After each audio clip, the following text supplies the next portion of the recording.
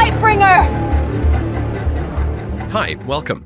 Today I'll be sharing a case study / interview with you. As a guest, I'm bringing in Tobias M. Huber, a very talented film producer and AI filmmaker. Not just that, but he's also a director at Storybook Studios, the guy who named Storybook Studios and brought me aboard. So I'm very, very grateful to him, not just for doing that, but also for being here with us today and sharing some insights in both the wider AI filmmaking world, where he thinks it's going, what's important to know if you want to get into it, but also we're going to get into the nitty-gritty of his award-winning AI short film, Sisters. Tobi, thank you so much for joining us in this exclusive, amazing director's interview, specifically about your AI-animated, award-winning short, Sisters. First of all, congratulations. Yeah, thank you for having me. Really excited to be here. So before you got into all this AI stuff, which it's already been a few years since you did, what were you doing? How did you get into film? Why did you want to do film? And who are you? It's a very good question. I have had like a classic film school past. So I've been a driver at sets, and I've been to film school for a long time, and have been producing after that a couple of feature films. I also went to the US for a brief period, and I came back to work at this production company called Pantaleon Films, which is one of the larger production companies in Germany. And for them, I was working as a producer. So I produced series, among them for Amazon, for example. And I've been developing for different distributors and production companies, including Netflix and Warner. And so I spend a lot of time on set, but also in the production office, trying to get financing off ground, working with writers. I've been writing myself. So some of the projects that I developed, I've been also credited as a writer. To be honest, in the past years before AI came along, I grew more and more frustrated about how long it took to get projects off the ground, and also about the fact that even if you got financing, let's say, for example, development contract, then it was constant discussions about the budget. This is not possible. This type of project is not possible, especially from here in Germany. It was sometimes very frustrating to be so inhibited when it comes to your creative freedom and vision. And that's why I got super excited when AI came along. All of a sudden, like even in the development process, I was able to find images and incorporate them in my production pitches. And yeah, suddenly I felt, okay, this is actually really cool. Like this is potentially changing the whole industry in the future. And that's why we started Storybook Studios. So you actually know how to make movies without AI? To the point where I feel like everybody does or doesn't. There's a lot of actual fundamental hands-on knowledge that you can get. But in the end, it's about like trying things out, being creative and staying curious. And I think that's also going to be like my main thing that I'm going to try and push out there for people to just be curious and try out things. And I think that's a good keyword. Just trying out things is what I think drew you to create Sisters, right? So that was made in the context of Storybook Studios, but as kind of a thing that you needed to just get out and make yourself. So what drew you to that? What made you want to get it out there?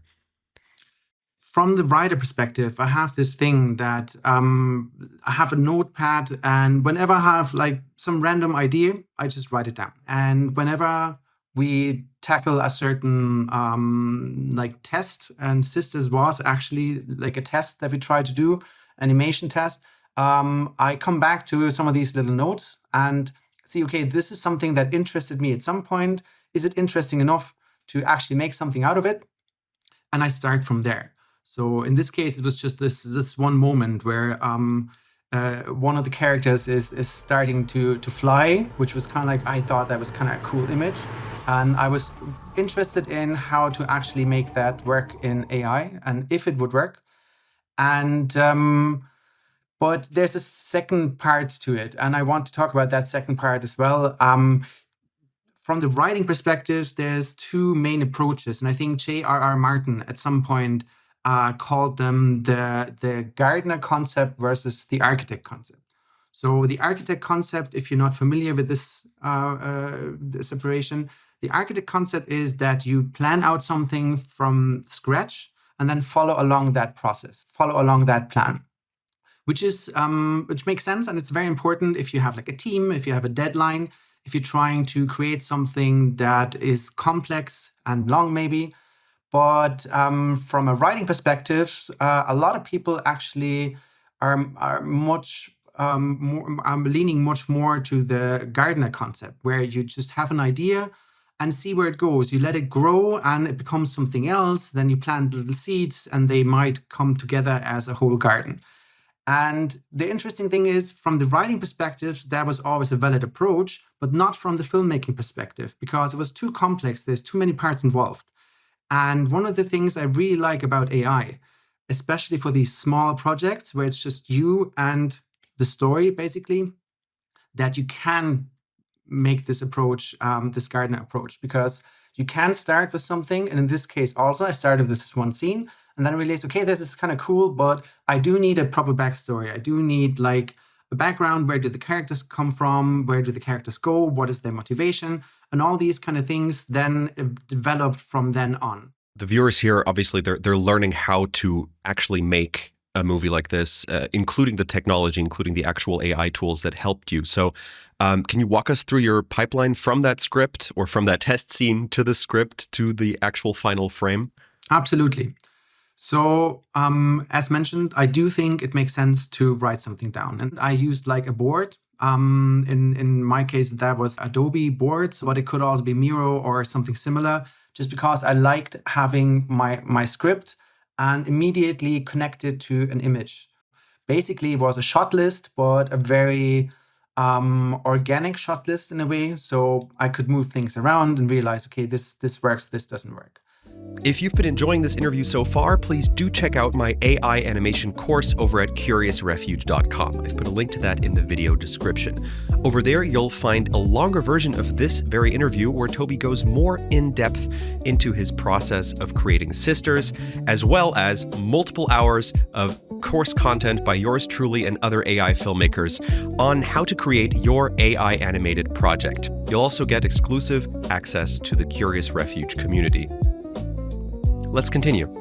I wanted to try out Google Video at this point, and I wanted to see how far I get with Google Video in this project. So I started actually putting some of the images into Google Video and tried to find out, does this give me actual emotion in the characters? Does this work? Frey! Frey! It's time! We can finally break the curse!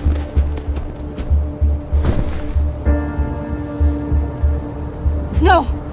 No, no, no, no! And it did. So I started just like going through the shot list and used all the images I created to create little video sequences with Google Video. Some of the stuff didn't work with Google Video, so I had to go back to Kling or I think sometimes even Seedream. But most of the stuff actually worked really well with Google Video. And I think there were a few rounds of iterations before I actually had a product that I felt is worth sharing. Another point that is very specific to me, that similar to the notes that I have with the ideas, I also have like a long list of songs that I collect from Artlist, from Suno, like either songs that I came up with or like I prompted in Suno, or songs that I stumbled upon in Artlist. And I have a long list of songs where I feel like at some point I want to make a film or something that incorporates this specific track. So oftentimes it helps me to get into the story by just dragging one of these songs into the timeline and use that also to guide me from an editing perspective. I think Tarantino and Edgar Wright would agree with you on that music thing. It's a very effective way of working, which I know from commercials as well. Like you really, as soon as you have a rhythm, you're not stumbling around in the dark anymore. You kind of know where your story is going. it's just really dangerous to actually use music that you can't use in the end. So where you don't have the rights. I know from experience working with actual movies that sometimes you use temp music that you don't have the rights for, and then you fall in love with that track, and then at some point you get the feeling that the whole thing doesn't work without that track. And if you then don't get the rights, it's a terrible situation. And I know from the past that sometimes directors would basically force production companies to spend enormous amounts of money on songs they just fell in love with just because they had it in the very first editing.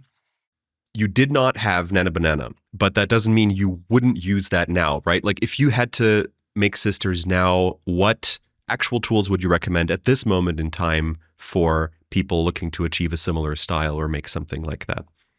I think Nana Banana Pro is one of the most powerful tools when it comes to this kind of storytelling. It understands styles, it understands characters. I use it every day when working on short films, and it's really stunning sometimes how well it understands even scenes and certain elements within a story. So yeah, I would absolutely use Nana Banana Pro. And I think I'd be so much faster and more efficient with that tool, making Sisters something similar. So let's say you're a student, you want to make an AI animated short within the next 6 months. You've maybe made a couple shorts the traditional way, or, played around with AI tools and, know your way around Premiere and the basics of prompting. But you want to make a real AI animated short that gets close to the quality of Sisters. What is the one thing you would tell that student to focus on? One thing would be, for me personally, if you're very insecure about what you're doing and you don't really know where to start, and you feel like it's just inhibits you, the fact that you don't know where to start, it's a valid approach to take something that you really like, drag it in the timeline, and try and copy it as much as possible. I'm not telling you to just copy stuff and get it out there. Just that would be stealing. But for the learning process, it sometimes really helps to just get something that is well edited, well made, and shot by shot, analyze, okay, how do I get to that point?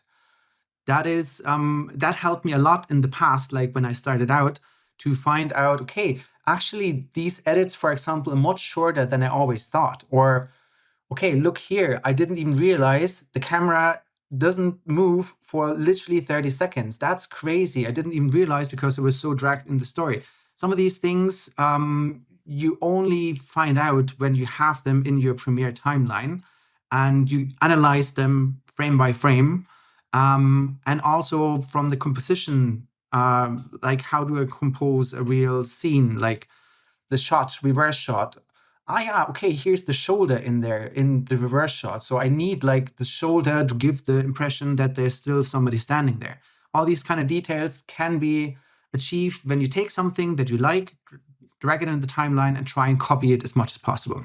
I've learned from you several things. I mean, you're a regular guest lecturer at the film school in Munich, as well as other universities, and you bring up really small details that I've only noticed thanks to you in that AI doesn't naturally do. For example, films, made to be on a huge movie theater screen, dare to make much, much wider shots than you can easily prompt with AI. Like really pay attention to how tiny main characters can be when you're establishing a scene, for example. You showed me this shot in, I think it was one of the newer Star Wars sequel trailers, where Rey is like a couple millimeters tall if you're looking at it on a laptop.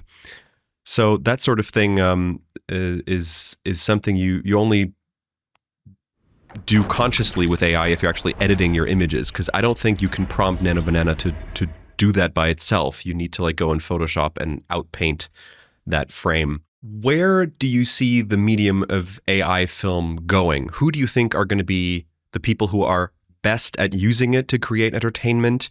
And where do you see yourself in like 5 years? What will you be doing? So answering that question is a bit difficult because the medium is so complex. Like, we're working in film. What does that mean? There's film content that is like short form, low quality, low budget that you can just release on YouTube. But there's also cinematic content that costs hundreds of millions. So the cost range of cost per minute of content ranges from literally zero to hundreds of thousands, which is crazy to think because in the end, it's just like a minute of a person watching something and need to grab their attention. I personally feel like the budgets are coming down in the future. So from the German perspective, the German producer and filmmaker perspective, there has been like a kind of a gatekeeping when it comes to a certain type of stories in the past. And I, for one, am super excited that finally, like people all over the world, filmmakers, can tackle stories that traditionally have been too expensive to actually tell.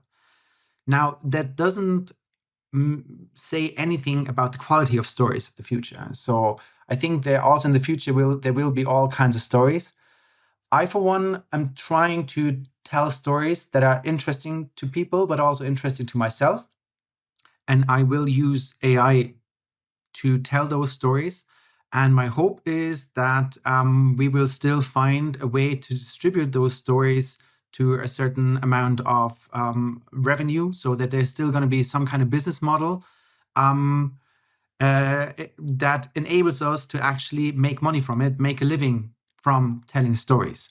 And my favorite future scenario would actually be to have small teams that create content, most likely with the help of AI, but also most likely not only with AI, but in combination with other techniques, maybe with like actually shooting people on camera or like involving some other forms of art.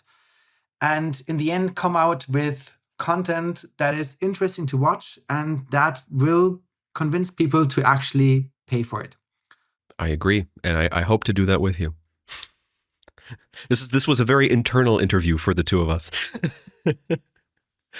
Where would you want people to not just watch your existing work, but follow you to watch your future work? Anything you want to promote in this moment?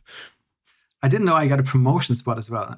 But yeah, obviously you can probably like double my YouTube view count if two of you actually visit my channel. But other than that, you can just follow me on LinkedIn. Excited to share all my stuff I'm going to come up in the future with. And you can just follow me there. Awesome. Thank you so much for your time, Tobias. And I look forward to seeing what you do next. I hope everybody goes out and checks out what you've made so far because it's really, really cool work. Thank you so much for sharing all the tools you use, the pipeline, and your more expansive thoughts about the industry as a whole. And hope to see you soon and enjoy the holidays and your sabbatical. Thank you very much. We appreciate it. Thank you so much for joining us for today's interview. Like I mentioned in the middle, there is a longer version of this video available where Tobias goes more in depth in his process, alongside multiple hours of high-end AI animation lesson goodness by yours truly, as well as other talented AI filmmakers. So be sure to check that out on curiousrefuge.com/AI-animation. Scan the QR code on screen right now or click the link in the video description for more info on that. As usual, if you enjoyed yourself, I also much appreciate you subscribing to my YouTube channel, commenting below what you enjoyed if you have any questions, and leaving a like on this video.